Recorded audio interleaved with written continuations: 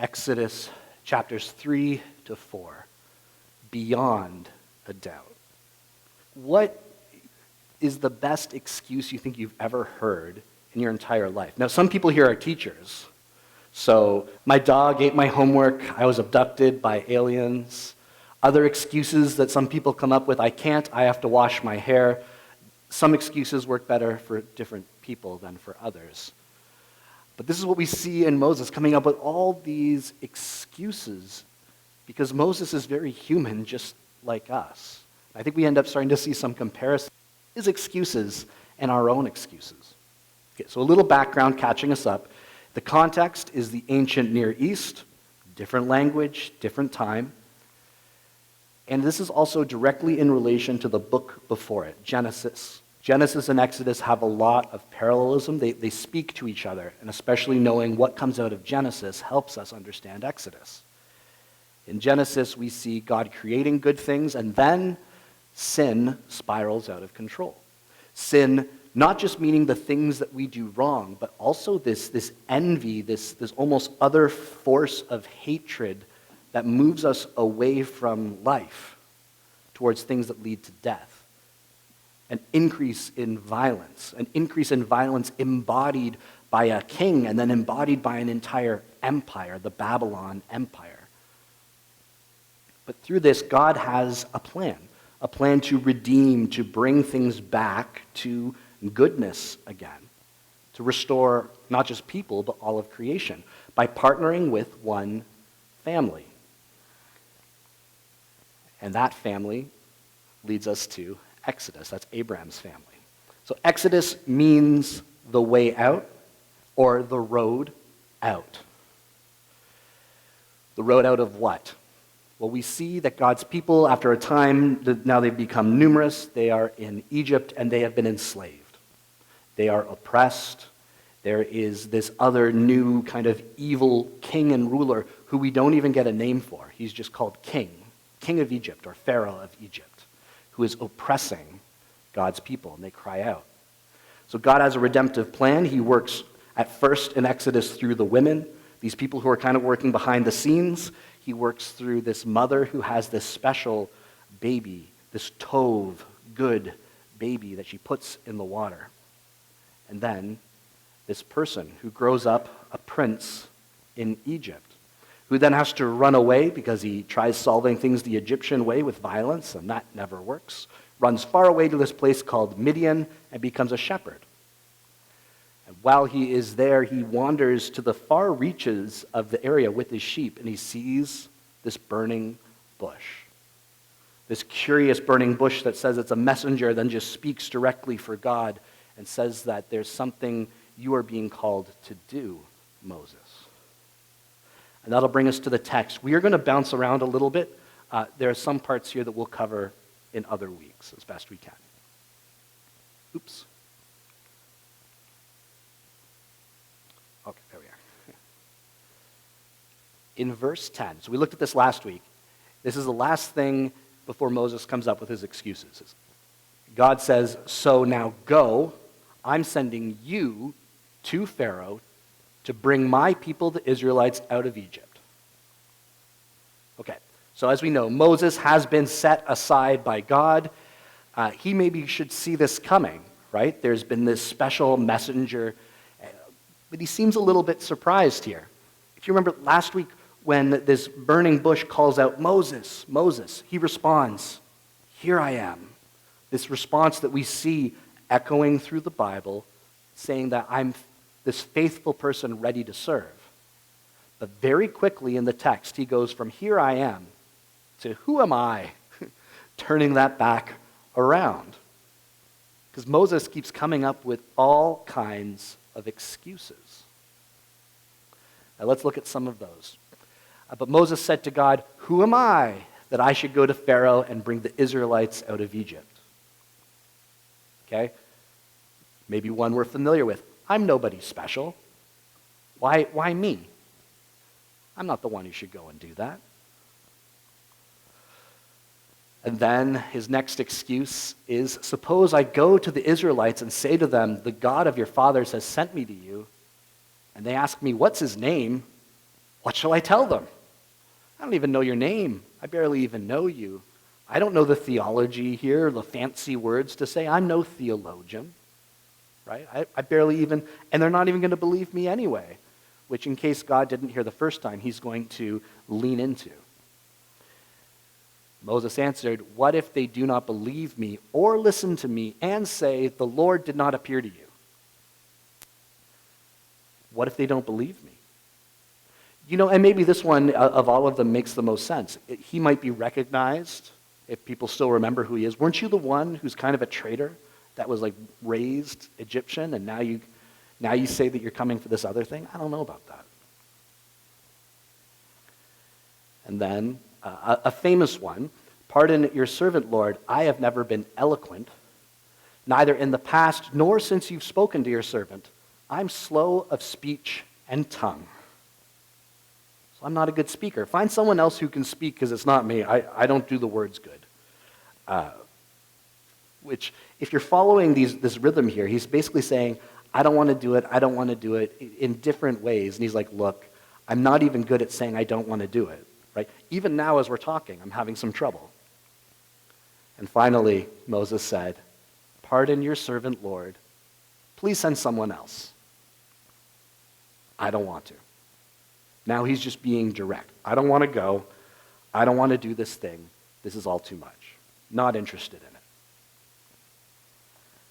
Moses asks God, please send someone else. And boy, do we say that all the time in some ways too, right? We often think of anything to be done as something that someone else should do, not us. Who am I?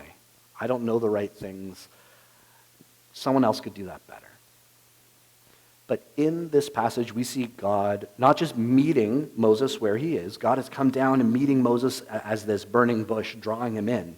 But God keeps answering Moses' doubts directly.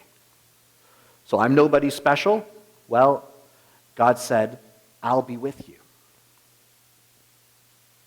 You're not special? Who says you need to be? I will be with you. You might be a shepherd and think you're not special.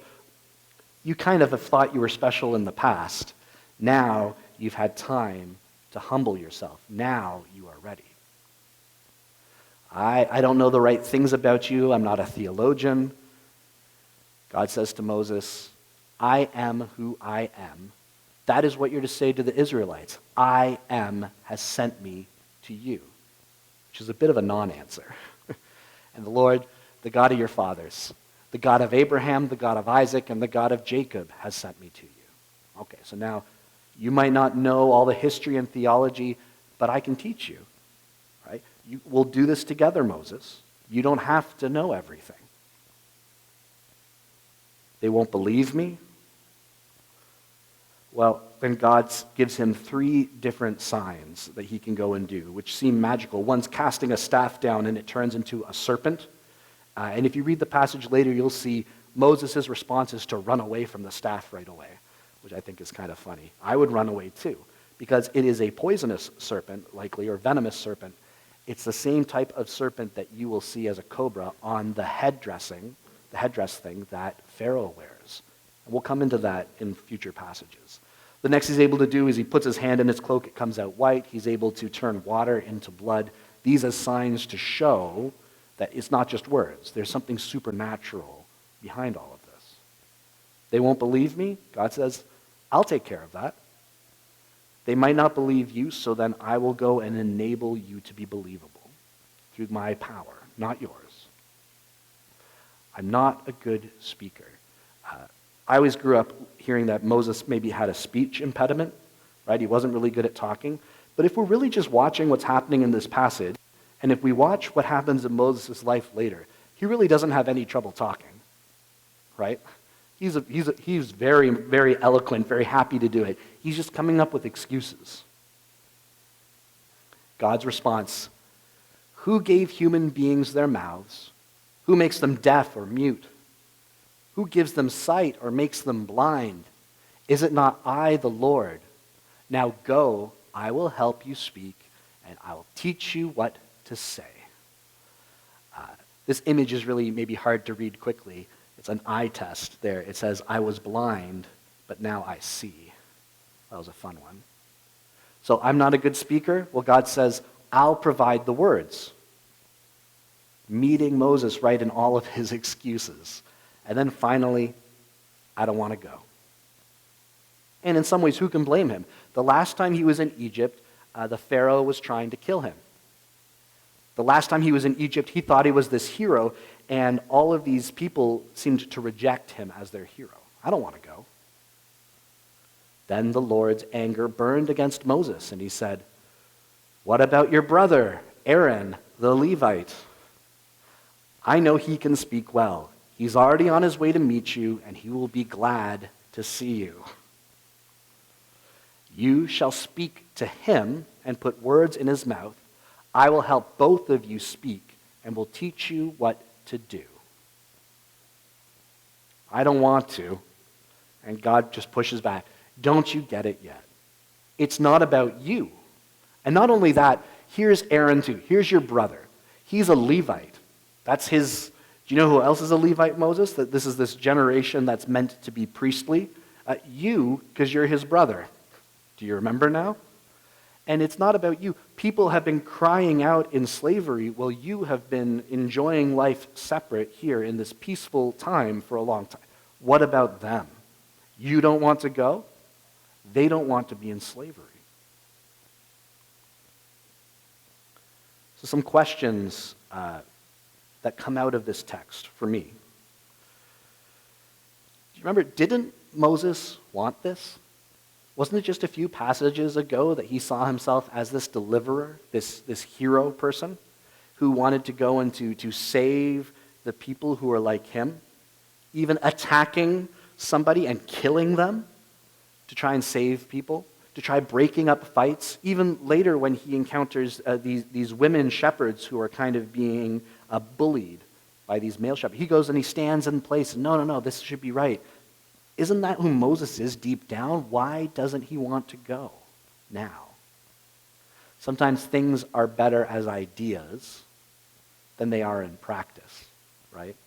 There's a lot of belief or Christian belief that stays up here in our heads, but when it comes time to actually act on it, it becomes much, much harder. So why does Moses have so many excuses? Well, if you encounter a burning bush and hear the voice of God, you may not want to say to start off, I just don't want to go. Also, this is kind of who Moses has become over this time. He started to maybe, I used to think highly of myself, now I don't.